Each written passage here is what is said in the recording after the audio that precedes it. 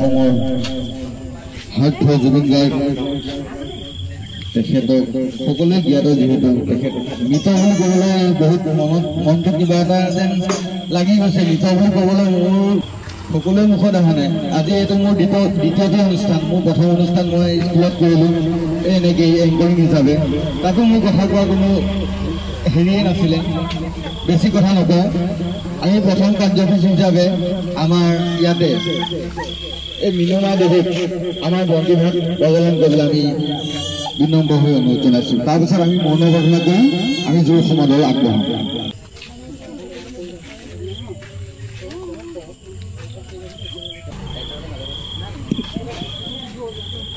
তেখেতৰ সহযোগী হিচাপে চিনেমাটো জুবিনদা আমাৰ মাজত সদায় জীয়াই ৰাখক আমি সকলোৱে জীয়াই ৰাখিম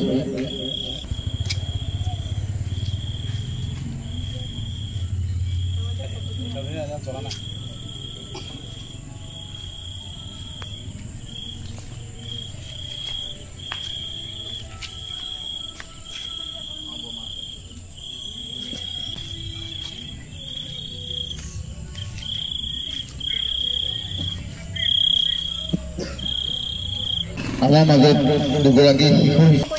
এম্বুলেন্স আহিছে সকলো চাই থৈ দিয়ক এম্বুলেন্স আহিছে যিহেতু কিবা জৰুৰীকালীন হ'ব পাৰে এম্বুলেন্স আহিছে মৌন প্ৰাৰ্থনা মাগিছোঁ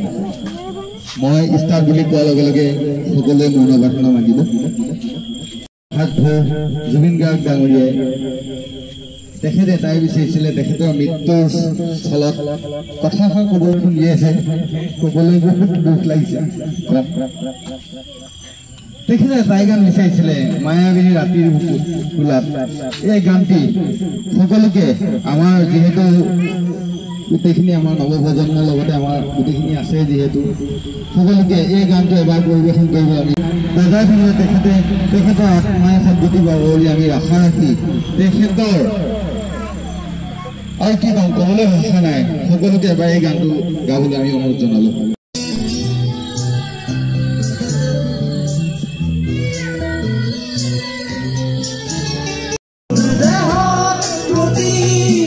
হিচাপে আমি জোৰ সমদল হিচাপে জুবিন গাৰ্গৰ আত্মাৰ সদ্গতিৰ কাৰণে বেছি দূৰ নহ'লেও আমাৰ এই আশে পাশে আমি এবাৰ জোৰ সমদল ওলাব বিচাৰিছোঁ কি ক'বলৈ হিচাপে তেখেতে 1972 চনৰ 18 নৱেম্বৰ তাৰিখে তেখেতে জন্মগ্ৰহণ কৰিছিল তেখেত জন্মগ্ৰহণ কৰিছিল যোৰহাট জিলাৰ জাজিনৈৰ কাষতে এখন গাঁৱত তেখেত যোৰহাটৰ বুলি ক'বলৈ কয় সকলোৱে যদিও তেখেত একচুৱেলি শিৱসাগৰৰে হয় তাতে তেখেতে জন্মগ্ৰহণ কৰি তেখেতে বহুতখিনি কষ্ট কৰি তেখেতে গুৱাহাটীলৈ ওলাই গৈছিল গুৱাহাটী JB কলেজত তেখেতে যথেষ্ট কষ্ট কৰি এই JB কলেজৰ পৰা স্বৰ্ণ পদক পাইছিল তেতিয়া আমাৰ গোৱালপাৰৰ বিখ্যাত গায়িকা প্ৰতিমা পাণ্ডে তেখেতে এই বিপুল চেতিয়া ফুকন দেৱক কৈছিল যে জুবিন নামৰ এজন মানুহ আছিল তাক এবাৰ লৈ আহিবিচোন সেই তেতিয়াৰ পৰাই জুবিন প্ৰথমতে 1992 চনত অনামিকা নামৰ এটি এলবাম আৰম্ভ হৈছিলে তেখেতে সেইটো নিজৰ এলবাম আছিলে এই তেতিয়াৰ পৰাই জুবিন গোটেই অসমখন জুবিনময় হৈ গৈছিল বলিউডত তেখেতৰ ইয়ালি যিটো গীত এই ইয়ালি গীতে গোটেই বলিউডখনক মানে আপ্লুত কৰিছিল লগতে কলকাতাত বেংগলী গীতৰ যি পৰিৱেশন কৰিছিল যথেষ্ট ধৰণৰ বেংগলী গীতত আমাৰ অসমৰ ৰাইজে আজি যেনেকৈ কান্দিছে গোটেই ভাৰতবৰ্ষই কান্দিছে বেংগলী গীতত তেখেতৰ যিটো আছিলে বেংগলী গীতৰ ক্ষেত্ৰত যিটো তেখেতৰ প্ৰাধান্য আছিলে আজি বেংগল ৰাইজৰ কান্দিছে গোটেই ভাৰতবৰ্ষই কান্দিছে গোটেই ৱৰ্ল্ডে কান্দিছে আমি এটা কথা জ্ঞাত নহয় যদিও আজি মই 2 মাহমানৰ আগতেহে মোৰ এজন বন্ধুৱে ক'লে world harming singer of the world harming singer of the world বুলি গোটেই ৱৰ্ল্ড তাকে তেখেতৰ ইটিভিটি ক'লেতো বহুত দীঘলীয়া হ'ব তেখেতৰ ইটিভিটি আমি ক'বলৈ বহুত কম সময়হে আছে তেখেতৰ ইতিমধ্যে ক'বলৈ হ'লে আমাৰ যোৱা লাগিব হৈ আমি সকলো আগবাঢ়ো আহক জয় জুবিন দা শ্লোগানেৰে আমি সকলো আগবাঢ়ো প্ৰথমতে কাৰ নাম আহিব জুবিন দা হৰিনাম এটা দিহানাম এটা লগালো জুবিন দা, আধুনিক গীত এটা লগালো জুবিন দা। সেইকাৰণে আমি এটাই প্ৰতিজ্ঞাবদ্ধ, জুবিন গাৰ্গক আমি সদায়, জুবিন দাক আমি সদায় মনত ৰাখিব লাগিব। সদায় হ'লেও আমি জুবিন গাৰ্গক মনত ৰাখিব লাগিব আৰু আমি ৰাখিমেই, কিয়নো জুবিন দা অবিহনে এই অসম জাতি কেতিয়াও আগবাঢ়িব নোৱাৰে। এই জুবিন দাৰ যিখিনি গান 25 বছৰত 35,000 গান তেখেতেই গাইছে। গিনিজ বুকত তেখেতে ৰেকৰ্ড কৰিব পাৰিলে 38টা গান এদিনতে ৰেকৰ্ডিং কৰিছে। কোনো এজন ব্যক্তি তেনেকুৱা নায়েই। কোনোবা এজনী মানুহ থাকিলে হয় 38টা গান তেখেতে এদিনতে ৰেকৰ্ড কৰা এজনে ব্যক্তি, আৰু এজনে যিজন ব্যক্তি যিজনে নেকি মিউজিক কম্পোজাৰৰ লগতে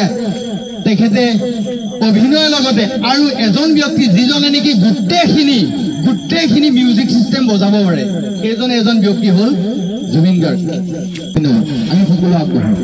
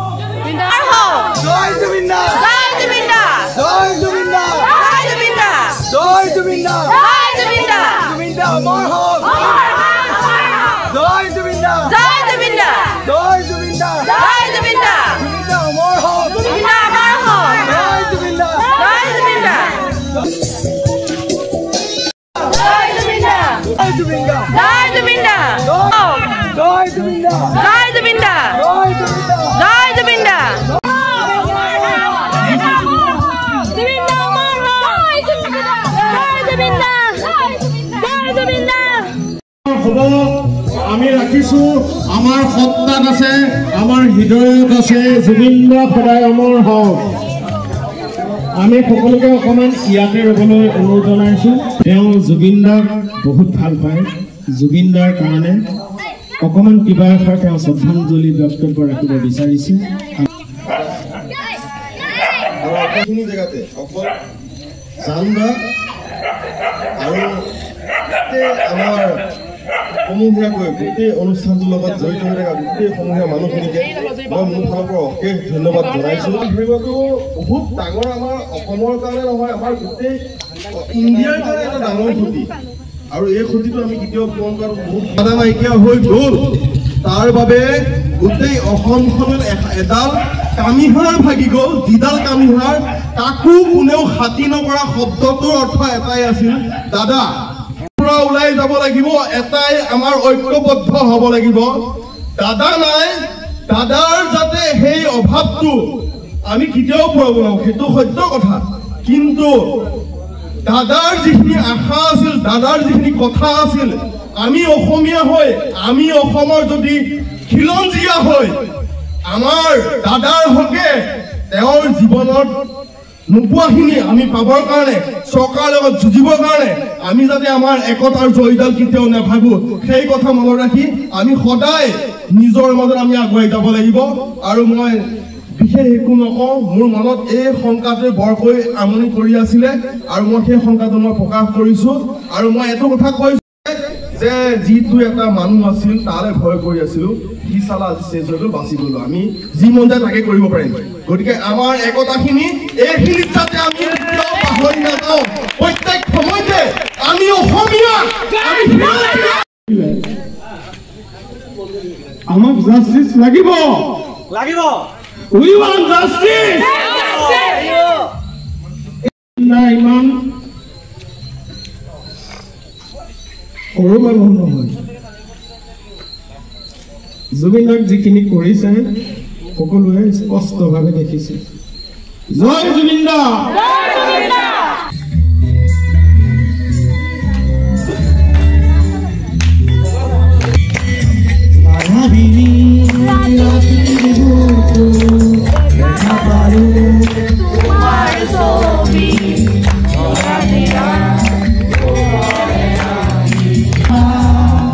Propi me তোমাকে মোৰ কথা ধুমুহাৰ ঘৰতে মোৰ বহু দূৰৰে আছো অপৰাধী বিফল নামে শুভ সুধিলে মোৰ দুহাতে চেঁচা তুলকা আমি অহাৰ ৰ'দৰে লৈ মোৰোৰে হয় প্ৰতিপুৱা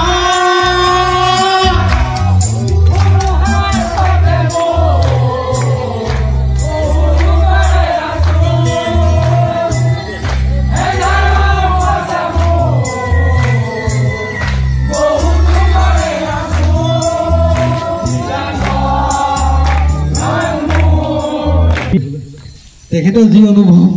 মোৰ ক্ষেত্ৰত একেই অনুভৱ হৈ আছে আজি আমাৰ যিটো সকলোৱে আমাৰ অসমৰ আৱেগ আমাৰ মৰমৰ জুবিন দা আমাৰ মাজৰ পৰা আজি নোহোৱা প্ৰায় আজি আমি জামগুৰি গাঁৱৰ যুৱক মহিলা যুৱতী কণ কণ শিশুসকলৰ পৰা ধৰি যোনে আৱেগী আমি সকলোৱে মিলি সমূহীয়া অনুষ্ঠানটো আমি অনুষ্ঠিত কৰিম গতিকে সকলোৱে যোনে যি আগবঢ়াই ইয়াত প্ৰাৰ্থনা কৰি অন্তৰ সূচনা লৈ এইখিনি আশা কৰি আজিৰ অনুষ্ঠান আমি ইমানতে সামৰি মাৰিছোঁ জয় জুবিন দা অমৰ হোৱা ধন্যবাদ